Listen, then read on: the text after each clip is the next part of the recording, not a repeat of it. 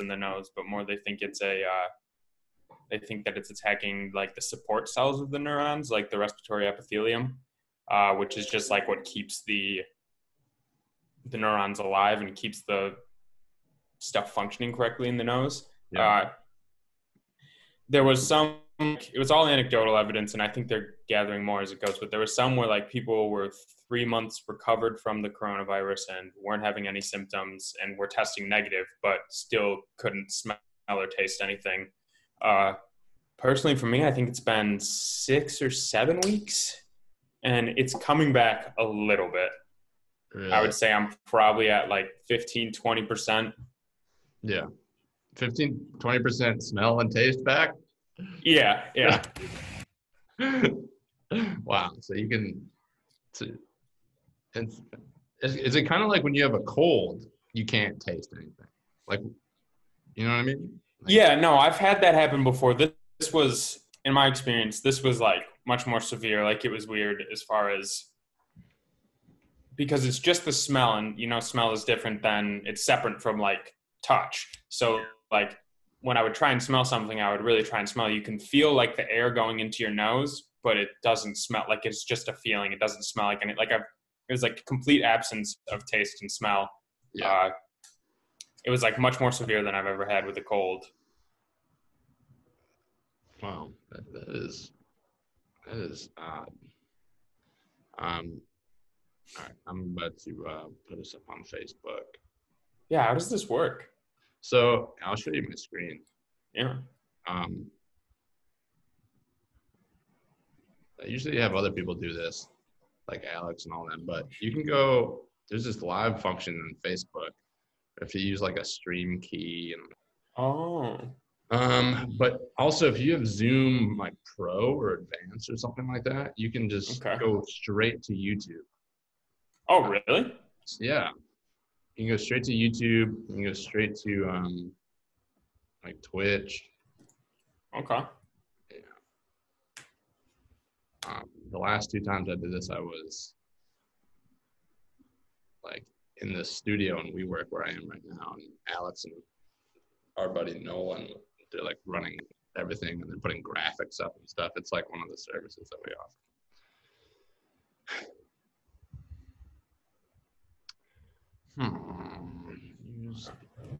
What are you studying?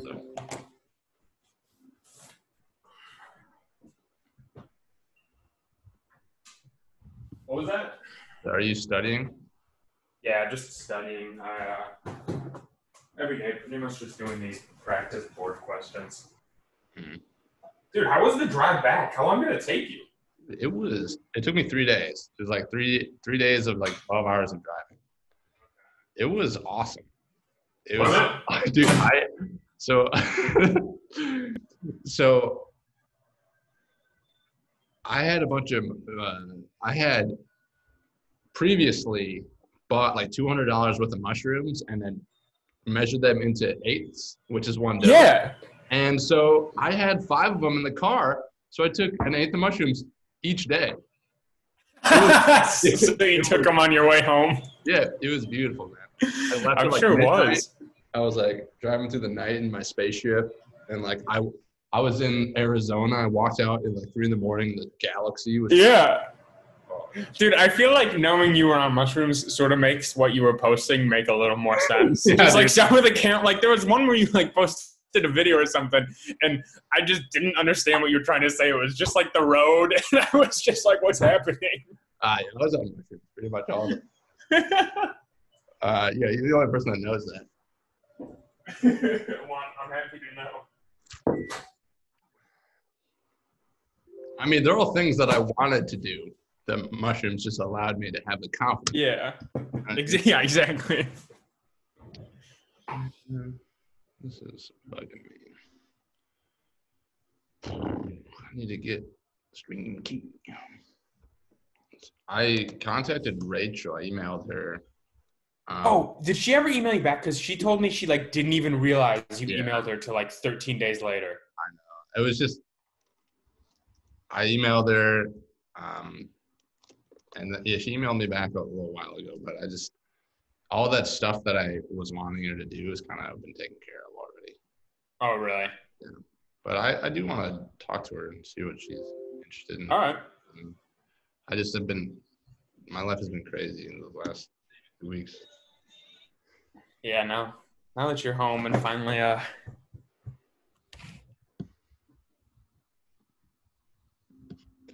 it was like I decided to get out of LA. Did they already have a roommate or did you find it? I found Find them. found one. Well, basically, she was like staying there because of she's like a friend of ours that Okay. her roommate had coronavirus, so she went to stay at our place. Oh. And I was like, "Hey, do you want to just take over the room?" And she's like, "Sure." And so it was like I decided to move. I found her. I flew back, and then started driving back. It's like within 5 days that all happened. Yeah, all of a sudden you were just there and then you were driving home. I wasn't sure what was it all happened so fast.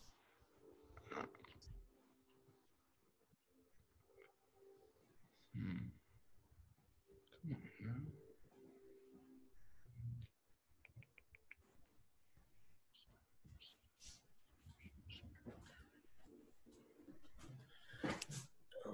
Okay. Now we're cooking.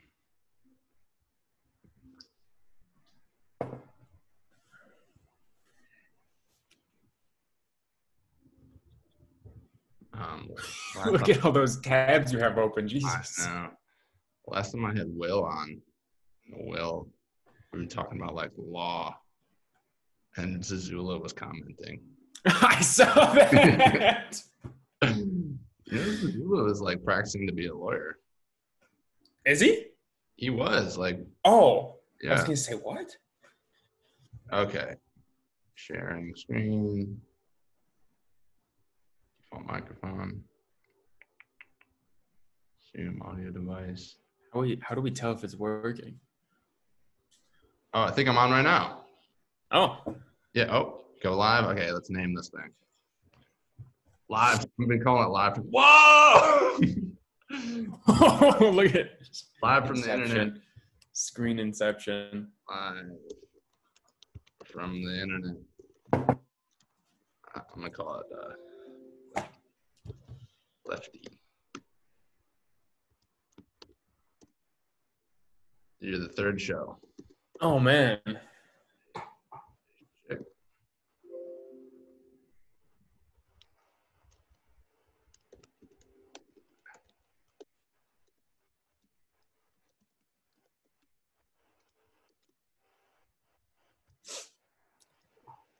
Join us live.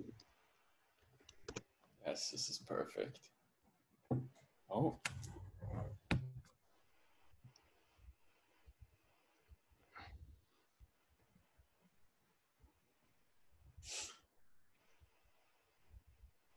And we are live. All right, just got to get my screen back to how it was. Okay. Oh God. Oh God. This is it. This is life now. This is a lot of pressure. I'm like, people get to see my whole screen. Just new share. New share. New share. Oh Jesus. I'm having a tough time here. Oh God, no. Oh, go down there there. it- Just click stop sharing. Stop oh, share. no, that's There we Facebook. There you go. Okay. All right, perfect. Okay. I'm gonna do a little introduction. We'll be doing it. Off to the races. All right. Hello, Internet. We're live. Fort Myers. We are. I'm here with my buddy Jason Schick. He's going to medical school right now. Wayne State, right? Michigan State. Oh, but you're based in Macomb, right? Yeah. All right. Well, basically, I just flew back to LA and have been driving across the country the last 3 or 4 days, stopping in all sorts of small towns comprised of mostly just a church and a store.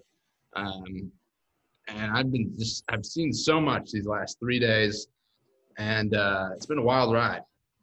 And now I'm finally back here in Detroit, and we're getting things moving, being entrepreneurially minded.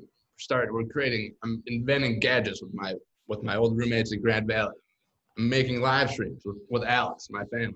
I'm doing real estate photography with old bosses. I'm making commercials with fast food joints that I used to work for. It's like all sorts of stuff is happening right now, but I got to take the time to speak into the ocean that is the internet and figure some stuff out. So I'd like to introduce to everybody one of my best friends and one of the smartest people I know, Jason Schick. Hello, Jason. Wow. Hello. I'm honored. Honored to be one of the smartest people you know. You Need. you and Will, the smartest people I know. I wanted to talk to you about. I know we brushed over it, but your sense of smell just disappeared randomly. Yeah. It started about 6 or 7 weeks ago. I just woke up one morning and couldn't taste or smell anything.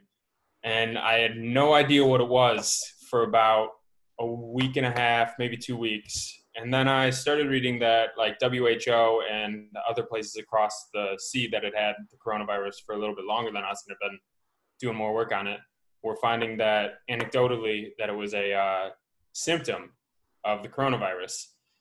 The CDC recently, just either today or yesterday, finally officially recognized it as a symptom. So not entirely sure because it was still kind of difficult to get a test, but I think I had the coronavirus. And I think that's what happened with my sense of taste and smell. So it's been about 7 weeks now, and I still can't really taste or smell anything. I have about like 20% of my function back, I would say. There's so much to like talk about there. One, what's the deal with like why like the symptoms of the coronavirus are all over the place and like nothing is really defined with this thing? Is it so new that like the CDC is just scrambling to figure out like what this thing's all about? Yeah, I think that's part of it. I think a lot of it is also like from public health and like wanting to semi-manage like people's hysteria as far as they don't want to say some things, especially something with like loss of sense of smell. Like it's obviously disruptive to your life, but it can be kind of benign. Mm-hmm. And they don't want to say, well, anyone who has a funny smell has the coronavirus, because then people are going to freak out, think they're going to die, check into the hospital, something along those lines. So I'm sure that's part of it. But I also think that it was such an anecdotal thing that people, like right from the beginning, you heard like with the coronavirus, like shortness of breath, feel like the flu, things like that, things that are more like if you have it because you feel like crap.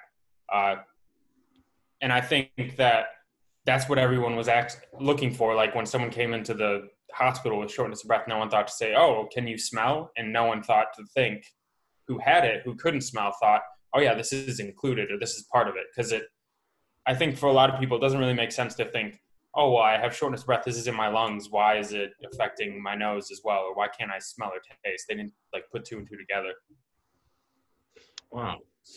But you weren't feeling any other like symptoms really? Like no, that was the only symptom I had.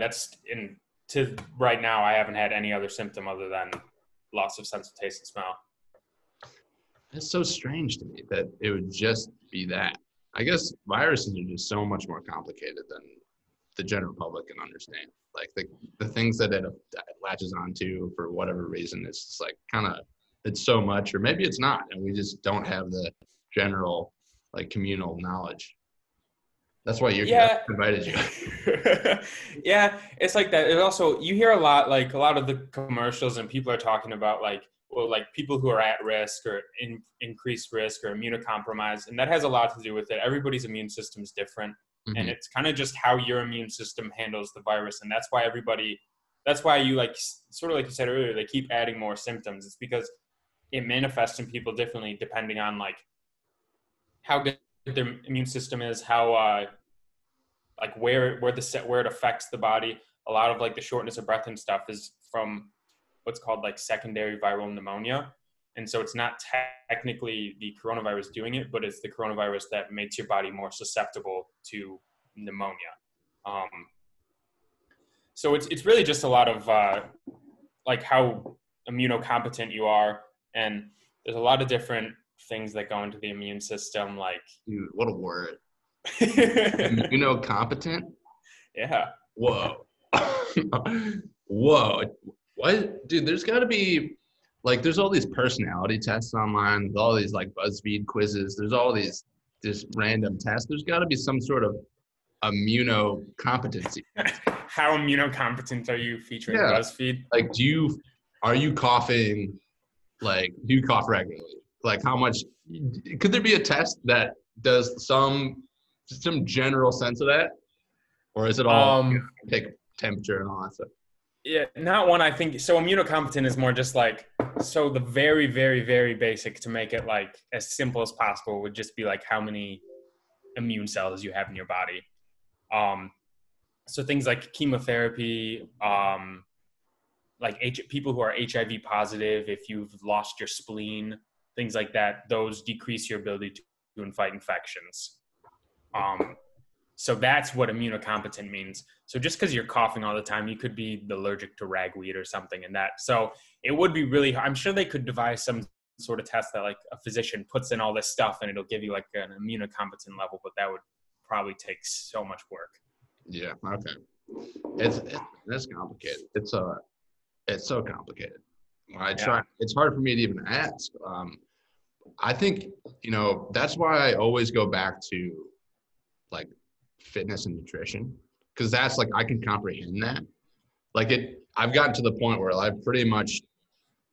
I've nearly switched over completely to just vegetables. Like if someone's making like a very special dish, I'll eat meat. But lately, man, dude, I went to Iowa. I stopped in Iowa and I visited a farm and I went and talked to the cows. And dude, it was so sad. So sad. And I'm like, guys, I'm gonna help you. I'm doing what I can. But yeah, they're just being born and raised in their own filth. And I just, I also went to Kansas City and I went to the barbecue place, like the most famous barbecue place in Kansas City. And that's like barbecue capital of the country. And these people, let me tell you, are massive. Like enormous. And it was scary. Like the amount of meat that people eat, and it's not doing anything for them. It's not doing anything for them. It's hurting them. And but this meat industry I was talking about with Will, it's like I have this theory that the meat industry took all of our attention and put it on sugar, like way back, like early 2000s. You think so? Yeah, there's actually a lot of like research and stuff into that as well. There's the huge like not to get all like political about it, but there's a huge amount. The FDA is a very poor entity. It's highly influenced by money in America. As far as I don't know if you've ever noticed, because obviously you've been to Thailand and abroad, the nutrition labels in America, especially compared to Europe, where they have it so much better than us, the nutrition labels in America are just vastly different as far as what the FDA allows them to put, as far as like, this is 0 calorie or it's fat free. Technically, it doesn't have to be fat free or 0 calorie for them to label that. There's like it's really easy to get around the restrictions there. So that's one thing. You've probably noticed that they're trying to change the labels and make them more transparent. They also they don't put, so alcohol has calories. A lot of people don't know that because there's no nutrition labels on alcohol. 0 calorie. What's up with the calories all of a sudden? Yeah, exactly. Nutritionists, like, this is all kind of brand new to me. I kind of just like had my head cracked open and realized that like the food labeling and nutrition is all just fucked. But yeah, randomly people are like, protein's the thing. We need more fiber. We need less calories and like less sugar. But then like, it's all like beating around the bush. Wow.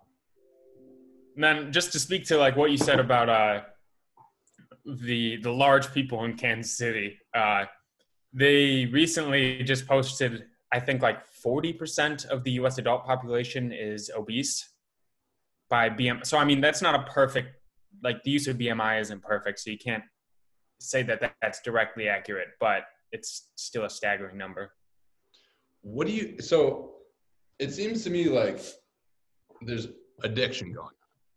Like there is addiction to sugar. We all know that. There's addiction to all sorts of stuff. What is the quality in meat that makes it addicting? I think it's probably a sense of like, there is something to be said for protein is filling. And obviously, you can get protein from other sources, like there's plant-based protein, but nothing really truly has as much protein per ounce, say, than meat. And so you'll see all those things like this much broccoli has more protein than steak. And it's like, yeah, that's true, but you have to eat like 8 heads of broccoli. And who's going to, like, it's just like nobody wants to do that. And it's just easier.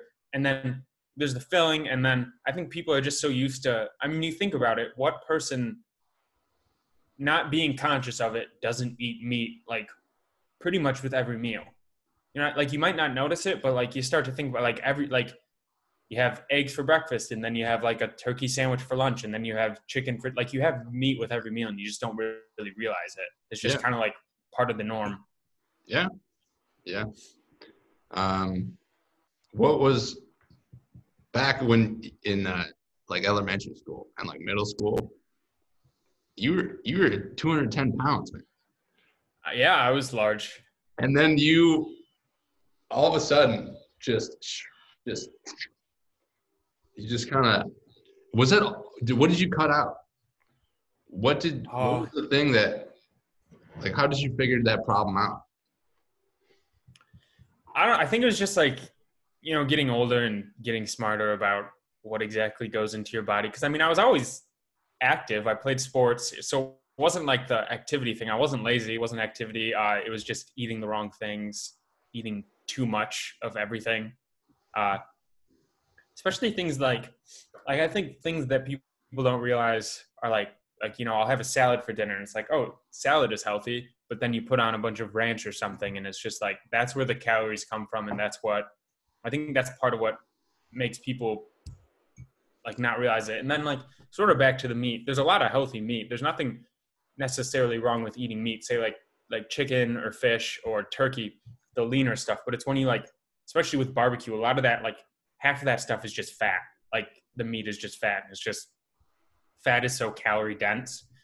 You can eat so little of it, and it just contributes so much to how much, like, your overall, how many calories you can have for a day. Right. It's a whole world, man. This food label industry. Will's trying to go into food law.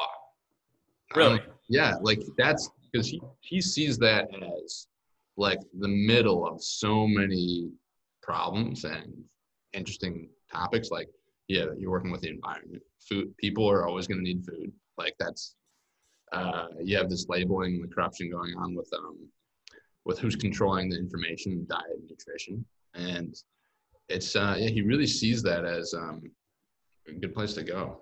And it's opened my mind up to like just considering like all these systems that are in place and all these labels and all these things that we've always seen since we were young. We just took them for, that's just the way it is. And then you get older and you realize there's people behind all these decisions. Like, why is there certain vitamins labeled? Like, why aren't there other vitamins labeled? Like, why is the ingredient list labeled the way it is? Like, and who's all these like nutrition fitness guides? Like, where are they coming from? Who decides what? Like, there's obviously big organizations and corporations and government programs that maybe are run better or poorly than others. Like you said, the FDA, and I'm sure there's a bunch of other ones that like maybe people who are running those organizations or those facets of the company, they're just getting a little bit older. They're getting a little bit lazier. They're like not up information. Like it's like kind of like talking to your parents about some of this stuff. They grew up with a completely different set of standards of what was right, what was wrong. Just think about the last like 5-10 years, like all the kind of changes that have been in the diet. Like all of a sudden, like this is healthy and this is not healthy, and like, yeah, it's a tough battle, but we got to do it. You and me. Agreed. Yeah, you and me. You and me. I just I didn't know how important it was to talk about this stuff publicly until I started doing it. People were like, yeah, I'm dealing with this stuff too. I'm like, there's a lot of issues that a lot of people are facing that's very similar. Like a lot of people have elderly people in their family with dementia. And I was talking to Will about neuroplasticity and constantly changing and doing new things to not just erode that trench into your brain of like doing the same thing every single day. My question for you was how like during this time, the quarantine, you pretty much been in your house like pretty much the whole time, right? Like, but were you previously going to class? Yeah, I would go to class. So a lot of our stuff is able to be done online. So before the quarantine started, I was probably going to class 2 or 3 times a week. But, I would go out and go to the gym and stuff. I was like leaving my house. I don't think there was ever a day where I didn't leave the house. And now I still try and like get out and go for walks and stuff. But now it's just like pretty much strictly in the house all day. Yeah. Well, my big question for you has been like, what have you decided to do differently during this time to benefit your life and your habits and your routine? I'm trying to eat as well as I can. It obviously is tough, especially with like, people say it's hard to eat healthy as is. It's extra hard when you can't really go to the grocery store quite as much. And yeah, sometimes like the produce and such is out. I'm also just trying to like, especially with how nice the weather's been recently, just get up and move around a bit because people don't know how bad sitting all day is for you and how bad it is for your posture and how bad it is just like for your body. And walking is actually so good for like just your joints and your immunity and everything. So just getting up and walking every once in a while, doing what I can to try and stay active. I've been doing yoga every day. Hell yeah. You've been, what kind do you do? All kinds of stuff. I've been doing it with Rachel every day and just trying to keep my mind active and my body active. Yeah. Dude, yoga, I didn't start doing yoga until I went to LA. Imagine that. And I was trying all the kinds of classes. I was going to all the free classes. I had like class pass and I would just jump to yoga classes. And, some of them are good, bad teachers. Some of them are good teachers, bad environment. Some of them are bad, good everything else. It's hard to find a good yoga class. There's also like getting your body to do things that it needs. Like for me, that yin yoga where you do a stretch and then you just sit in it for like 5 minutes. Yeah. Perfect. Okay. Perfect for me. Like I'm doing so much running. My whole body is just super tight and you just sit in that stretch and you just break through walls of pain. Yoga is hard, dude. Oh yeah, it is. It's like, I bet you this is the contradiction I think for yoga. It's like CrossFit is hard as fuck. Weightlifting is hard as fuck. Like running is really hard. But yoga, they're like, it's relaxing, it's peaceful. It's like, no, it's hard. Like I brought my 68-year-old dad to the yoga class being taught by my 3rd grade teacher, and he had a hard time. It was just me and him were the only guys in the class. Man, it's tough. And it's tough. It's really hard. And I think, if people are up for the challenge, especially like, you and I both know that like there's the like demasculine or emasculine stigma on yoga for some odd reason.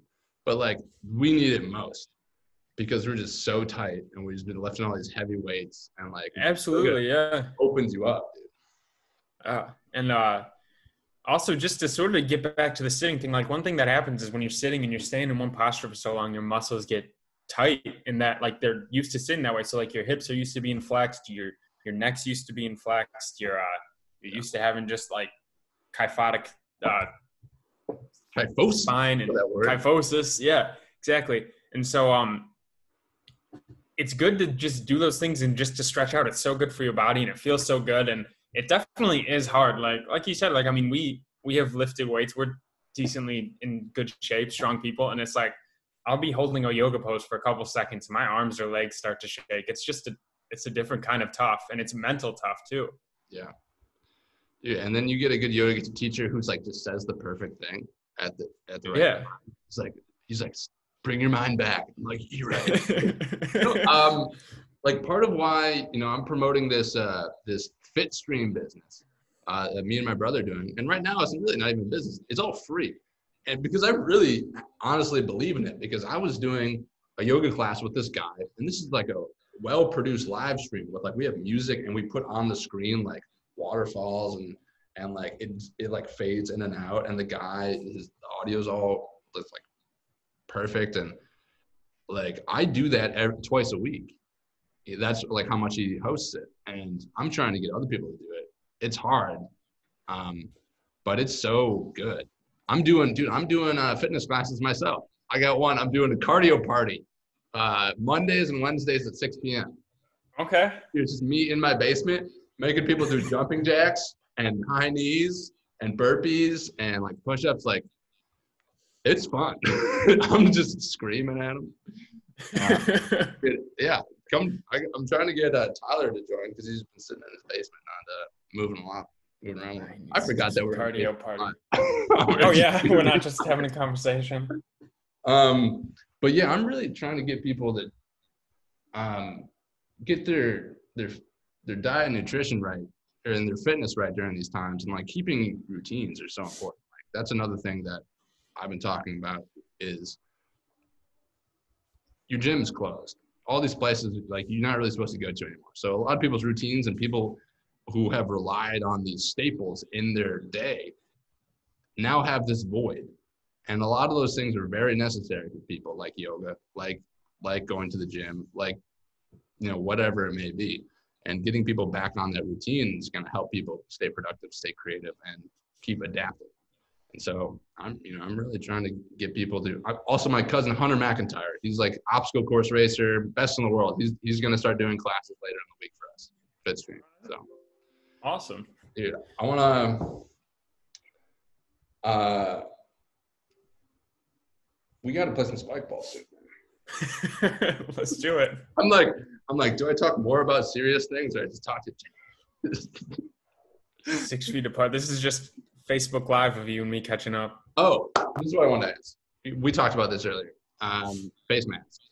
Like, it is now a mandated. Like, it's, I don't know. So I've been told, I haven't read it, but that you're required to wear a mask, and people are abiding, but also wearing those crappy masks and reusing them. They're wearing them all day long, and they're reusing them every single day.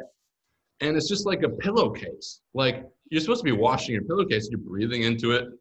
Like, germs and bacteria just kind of harvest in those face masks. Like, I had a problem. I was wearing a eye mask, and I didn't wash it enough, and I ended up getting, a pore clogged and bacterial infection. That's a sty, and that can happen. Yeah. I mean, can that not happen on your mouth and like in your nose?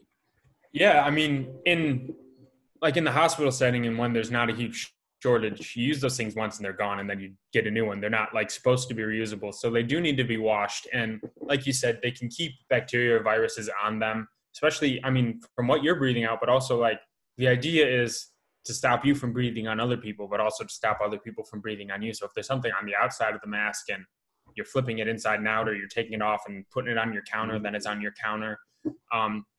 It sort of goes along with like the people who are like wearing gloves, which isn't a bad idea necessarily. But if you're going to the grocery store wearing your gloves, you're touching everything. If you're not taking those off before you get home, before you get into your car, and then, so say you get in your car and you touch your steering wheel, and then you take the gloves off, and then you touch your steering wheel, essentially the gloves were useless. It's just like, you have to be cognizant of what you're touching. You definitely need to be washing your face mask, like you said, especially if you're going to be reusing it or sterilizing it.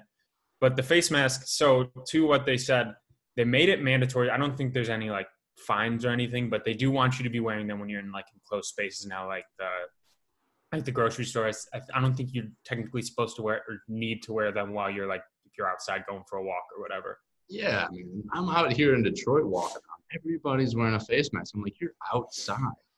Like, breathe the fresh air. You're not close to people at all. I mean, like, if that's your prerogative, like, it's not doing any bad. Might not necessarily be necessary, but I don't know. It's conflicting for me. It really is. Like, on one hand, I see, I definitely see why you need to be covering your mouth, especially if you're sick or worried about getting sick or highly susceptible. the other side of me is like, you're just like, you creating all of these items that can just harvest like the virus and the bacteria. You're just like creating more items and I don't know, putting them on your face and on your skin and stuff. Like I'd rather just wash my hands and breathe through my nose and just stay away from people who are coughing. But I don't know if you can say that and get away with it. We'll see. I mean, probably not the best idea. It's kind of like it's not a foolproof method. Right. Yeah. I mean, I got my cloth mask. I wear it when I go to the grocery store. I don't wear gloves, but no. Just, I'll keep on thinking on it. I'm open. But, you know, I've seen people. I was just in the grocery store the other day, and there's this guy, no anything. He's like, everybody looks like they're about to rob a bank. Like, I'll wear a mask when I need to go rob a bank. And just like yelling. And Clarkston Kroger. I'm like, all right, I don't want to be like that guy. So maybe I'll start taking this in a little bit. I don't have any more questions.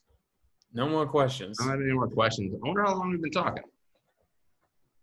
Let's see. We have 2 viewers on Facebook. Oh man, who are they? I don't think I can see. I think one of them's me. Oh, is it? And one of them might be you, so we might not have any viewers. That's fine. What I'm gonna start doing with these is I'm recording them all and I'm chopping up clips and I'm gonna just put them on YouTube. Okay. And on Facebook and stuff like that. Cool. Yeah. And so, it's just another way to try and spread positive information, good vibes, you know what I mean? Oh, yeah. Well, if you've ever got any more questions or you want to have me back on, I'm happy to talk with you whenever, Dylan. We got to continue this discussion about food labels. Yeah. Oh, I've got a lot of interest. I want to get deep into the food label. Who knows, make a documentary. Yeah, let's do it. The first ever Zoom documentary. That's not a bad idea, man. I am recording all this stuff. Dude, I could do that. You could. All these conversations. I believe in you. The problem is we don't have a lot of credibility because we're just, we're 25. Yeah. Oh, yeah. Not a lot of credibility here. Just students. But, I mean look ideas. At me. It's all about the good ideas, though. All right. I'm going to sign off, and then I'm going to wrap this up. All right. Here we go. Hello. Thank you to the 2 people watching. I hope you enjoyed and took something out of this conversation with me and Jason. We're going to continue to have more shows like these every Monday and Wednesday, maybe more. And going to just start talking to people who have something to say, fresh perspectives, and really, considerate of, several, all the knowledge that's out there. I don't have a whole lot to say other than I'm happy to be back in Michigan. I'm looking at a place in Hamtramck here, Jason. It looks awesome. I'm going to send you a link. Yes, really please do. Oh, it's a beauty. So I might be moving to Hamtramck. But right now I'm in Clarkston and working in Detroit. And, we'll be back soon. We'll be back later with more stuff to talk about, more food, more coronavirus talk, whatever is on my mind. All right. Peace out.